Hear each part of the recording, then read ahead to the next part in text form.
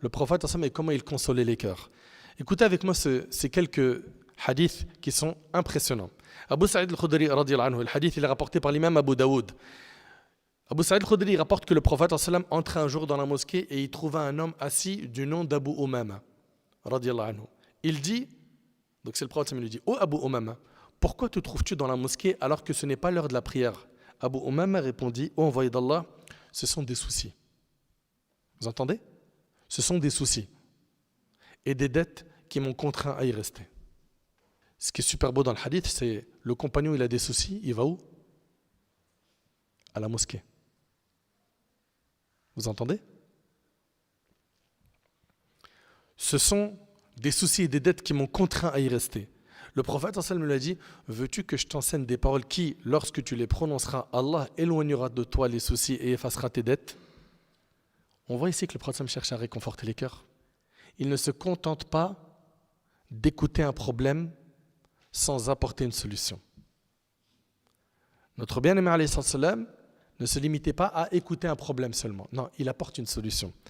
Il lui a enseigné une invocation. Allahumma inni a'udhu bika min al-hammi wal-huzn wa a'udhu bika min al-'ajzi wal-kasal wa a'udhu bika min al-jubni wal-bukhl wa a'udhu bika min ghalabati ad-dayn wa qahri rijal. Et le hadith est rapporté par Abu Daoud. Oh Allah, je cherche refuge auprès de toi contre les soucis et la tristesse, contre l'incapacité et la paresse, contre la lâcheté et l'avarice, contre la douleur de la dette et la répression de la part des hommes. Subhanallah. Dans le hadith d'Abi Dhar qui est rapporté par l'imam Muslim, certains parmi les compagnons, parmi eux il y avait Abu Dhar, Abu Huraira et Abu Darda et d'autres. Ils sont venus voir le prophète, ils lui ont dit, oh envoyé d'Allah, les riches ont emporté toutes les récompenses. Là, les compagnons viennent se plaindre. Ils disent au prophète, les riches, ils ont pris toutes les récompenses. Et ils vont expliquer cela. Ils vont dire, ils prient comme nous prions. Les riches, ils prient, nous aussi on prie. D'accord ? Ils observent le jeûne comme nous. Et ils pratiquent l'aumône avec le surplus de leur richesse. Eux, ils peuvent faire des aumônes, nous on ne peut pas. Et ça, c'est un souci pour eux. Ils viennent en faire part au prophète parce que pour eux, ils veulent faire autant de bien que les riches. Vous avez vu, c'était quoi les soucis des compagnons ? Comparer les soucis des compagnons aux nôtres. Eux, leur objectif, c'est comment faire pour avoir les plus hauts degrés du paradis. Nous, c'est comment avoir le maximum de matériel sur terre. On voit bien qu'il y a une grande différence entre leurs soucis et les nôtres. Eux, leurs soucis, nous, on prie comme ils prient, on jeûne comme ils jeûnent, sauf qu'eux, ils peuvent faire des aumônes, nous, on ne peut pas. Et le prophète, il va réconforter ses cœurs. Et il va leur donner une solution. Alayhi salatu wassalam. Il va leur dire, Allah ne vous a-t-il pas accordé de quoi faire l'aumône ? Chaque fois que vous dites Subhanallah, c'est une aumône. Allahu Akbar. Chaque fois que vous dites Allahu Akbar, c'est une aumône. Chaque fois que vous dites Alhamdulillah, c'est une aumône. Chaque fois que vous dites La ilaha illallah, c'est une aumône. Vous entendez ou pas ? Et ça, c'est pas valable que pour les compagnons, même pour nous. Quand tu dis Subhanallah, c'est une aumône. Tu dis Alhamdulillah, c'est une aumône. Allahu Akbar, c'est une aumône. La ilaha illallah, c'est une aumône. Et après, il va leur dire, alayhi salatu wassalam, ordonner le convenable constitue une aumône, interdire le blâmable constitue une aumône, et avoir des rapports intimes est une aumône. C'est-à-dire, un homme, il a des rapports intimes avec sa femme, il a des récompenses. Les compagnons, ils ont dit, oh envoyé d'Allah, l'un de nous satisfait son désir charnel et en reçoit une récompense. Le prophète sallallahu alayhi wa sallam a dit, ne pensez-vous pas que s'il satisfait son désir charnel de façon illicite, cela constituerait pour lui un péché ? Raison pour laquelle, lorsqu'il le satisfait de façon licite, il en reçoit une récompense et c'est rapporté par Muslim. Allahu Akbar. Le prophète sallam avait l'habitude de réconforter les cœurs. Même les enfants, il leur prête de l'attention. Il cherche à réconforter leur cœur. Dans le hadith rapporté par l'imam al-Bukhari et Muslim, d'après Anas radiyallahu anhu, le prophète sallam était celui des humains qui possédait les meilleures mœurs. J'avais un frère, c'est Anas qui dit ça, du nom de Umayr, qui venait, je crois, d'être sevré. Quand il venait auprès du messager d'Allah, il lui disait « Oh Abu Umayr, qu'a fait An-Nughayr » Et il jouait avec. Et An-Nughayr désigne un petit oiseau qui ressemble au rossignol. Le prophète sallam il demande à cet enfant « Comment il va ton oiseau ?» Allahu Akbar. Et dans le hadith de Zayd ibn Arqam, radiyallahu anhu, Zayd, le hadith il est un petit peu long. Dans la fin du hadith, il dit « J'ai été accablé par une telle peine comme personne d'autre ne l'a été. » Il est touché par une peine. Et regardez tout de suite. Alors que je marchais abattu par la détresse, ce jeune, il a le cœur brisé. Le prophète vint vers moi, me prend par les oreilles et me sourit. Franchement. T'imagines la scène? Le prophète, il l'a pris par l'oreille et il a souri. Le prophète, il est venu vers moi, m'a pris par l'oreille et me sourit. Rien ne m'aurait ravi davantage que d'avoir ce moment en récompense éternelle dans ce monde. Allahu Akbar. Subhanallah. Abu Huraira, radiyallahu anhu, il rapporte que le prophète, alayhi salatu wassalam, en visitant un cimetière, et dans ce hadith-là, on va voir que le prophète il nous réconforte, même nous qui ne l'avons pas vu. Mais écoutez attentivement, s'il vous plaît, ce hadith. Le prophète, il dit, alors qu'il visite un cimetière, il dit Assalamu alaikum dara qawmin mu'minin wa inna insha'Allah bikum lahiqun.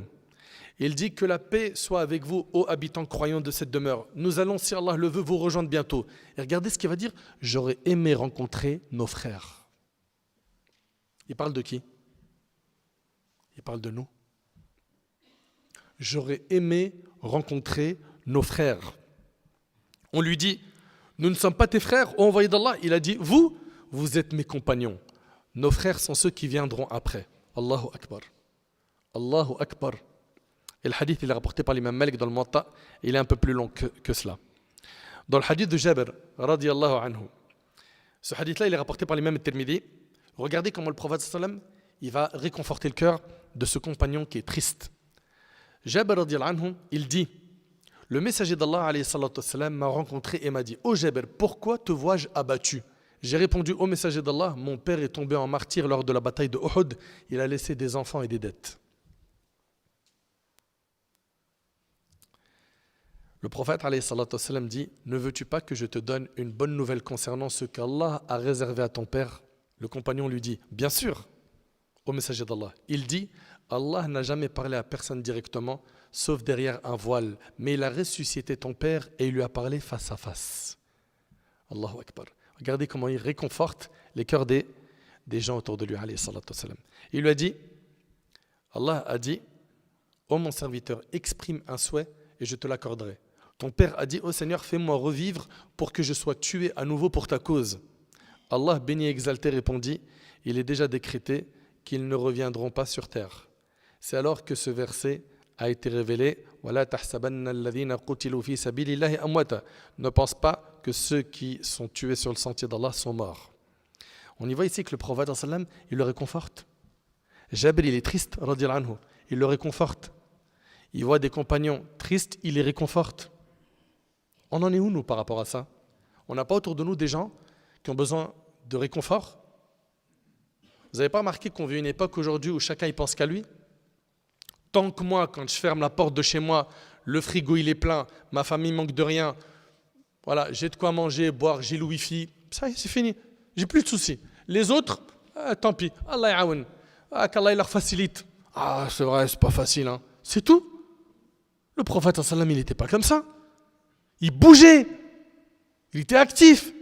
Le prophète sallam, dès qu'il a reçu la prophétie, il ne s'est pas arrêté. Da'wa, faire le khir, faire le bien, appeler Allah. Apaiser les gens, les réconforter, les aider. Nous, on en est où, nous? Qu'est-ce qu'on fait, nous, pour Allah? On réconforte qui auprès de nous? Nos proches, notre famille. Est-ce qu'on fait le nécessaire avec eux? Nos enfants, nos épouses, nos parents. Est-ce qu'on cherche à les réconforter, à faire entrer la joie dans leur cœur? Troisième partie des exemples pratiques de consolation des cœurs. L'imam Ahmad, rahimahullah, n'oublia jamais Abu al-Haytham. Vous allez me dire, c'est qui Abu al-Haytham? Abu al-Haytham l'avait soutenu et réconforté lors de sa dure épreuve. Il priait pour lui à chaque prière en disant, oh Allah, pardonne à Abu al-Haytham. Oh Allah, fais miséricorde à Abu al-Haytham. Le fils de l'imam Ahmad, lui demanda, qui est Abu al-Haytham pour que tu pries pour lui à chaque prière? Il répondit, c'est un homme qui, lorsque ma main fut étendue pour être fouettée et que j'allais être battu, un homme m'a tiré par mon vêtement de derrière et m'a dit, me reconnais-tu? Je lui ai dit non. C'est-à-dire, l'imam Ahmad, il est en train de souffrir pour Allah. D'accord? Il a subi beaucoup d'épreuves de son vivant. Et là, il y a quelqu'un qui le tire par derrière, il lui dit, est-ce que tu me reconnais? Il lui dit non. Il lui dit, je suis Abu al-Haytham, le voleur notoire, celui qui vole trop. Et qu'est-ce qu'il va lui dire? Abu al-Haytham, il va dire à l'imam Ahmad, il est inscrit dans les registres du calife que j'ai été fouetté 18 000 fois. En plusieurs fois. Et j'ai supporté ça pour obéir au diable pour le plaisir de ce bas monde. Alors supporte-toi aussi dans l'obéissance au miséricordieux pour la religion. Allahu Akbar. Et ça, c'est ce qu'on retrouve dans les mérites de l'imam Ahmed ibn al-Jawzi. On voit ici qu'Abul Haytham, c'était un voleur. Il a conseillé l'imam Ahmed de tenir bon. Et l'imam Ahmed, ça lui a tellement fait chaud au cœur qu'il lui faisait dua tout le temps. Wallah, pardonne à Abul Haytham. Allahu Akbar. Il ne fait aucun doute que chacun de nous garde en mémoire des personnes qui ont joué un rôle déterminant par les actions inlassables. Par leurs actions inlassables à travers des situations mémorables, que ce soit par la parole, l'action, un message, une idée ou une bonne parole qui ont apaisé des âmes et réchauffé des cœurs. Chacun d'entre nous, comme ça, a à l'esprit des noms de personnes qui nous ont aidés dans des virages difficiles de notre vie. Subhanallah. Ces moments sont gravés et ne s'oublient jamais. Notre bien-aimé alayhi salam n'a jamais oublié l'attitude d'Al-Mut'im ibn Adi lorsqu'il l'a protégé en le mettant sous sa protection le jour de son retour de Taïf, alors qu'il était triste et accablé. Subhanallah. Il arrive que, en été, quand on part au bled, on rencontre des gens qui sont dans des situations très difficiles. Un vendeur qui est sous le soleil toute la journée pour vendre des fruits ou des légumes. Pourquoi tu n'irais pas réconforter son cœur en lui achetant quelque chose, en l'aidant? Parmi les moyens de réconforter les cœurs des gens, accepter les excuses. Aussi, les échanges de cadeaux avec les amis, les proches, les parents. Le prophète sallallahu alayhi wa sallam n'a-t-il pas dit « Offrez-vous des cadeaux, vous vous aimerez » comme c'est rapporté par le Bukhari. La bienveillance, sous sa forme la plus noble, consiste à acheter à tes parents ce dont ils ont besoin et à les surprendre avec ce qu'il manque. C'est-à-dire, leur acheter ce qu'ils ont besoin, c'est bien, mais les surprendre avec ce qui leur manque. Ça, c'est ce qu'on doit viser. Pourquoi? Pour réconforter leur cœur. Et sans qu'ils nous demandent, mais par pure générosité de notre part. Cet acte incarne la plus belle expression de réconfort des cœurs et apporte la joie et bonheur dans leur cœur. N'oublions pas non plus les personnes dans le besoin, le pauvre dont le cœur est brisé, ainsi que l'opprimé, qu'il est beau de réserver une part de notre argent pour donner fisabilillah aux gens qui sont dans le besoin. En ces temps, il est plus que nécessaire de réconforter les cœurs, de les soulager et de faire le nécessaire pour apaiser ceux qui sont autour de nous. Dans nos sociétés, on a des femmes suspendues, ni totalement mariées, ni divorcées. On a des femmes veuves, des pauvres, des orphelins, des personnes endettées, accablées par la tristesse et l'inquiétude, accablées par les épreuves de la santé, d'autres qui ne trouvent pas d'université, de travail, de conjoint, ou qui n'arrivent pas à se marier. Certains sont très malades, les soucis sont nombreux. Et réconforter le cœur ne nécessite pas beaucoup d'efforts ni de grande énergie. Une simple parole, ça apporte énormément. Une simple parole, un rappel, une invocation, une exhortation suffit. D'autres peuvent avoir besoin d'aide matérielle ou simplement de soutien social. Certains se contentent d'un sourire. On doit donc s'efforcer d'apporter de la joie et du bonheur dans le cœur de nos frères et sœurs, en gardant en tête que la charité et les bonnes actions nous rapportent à nous aussi du bien.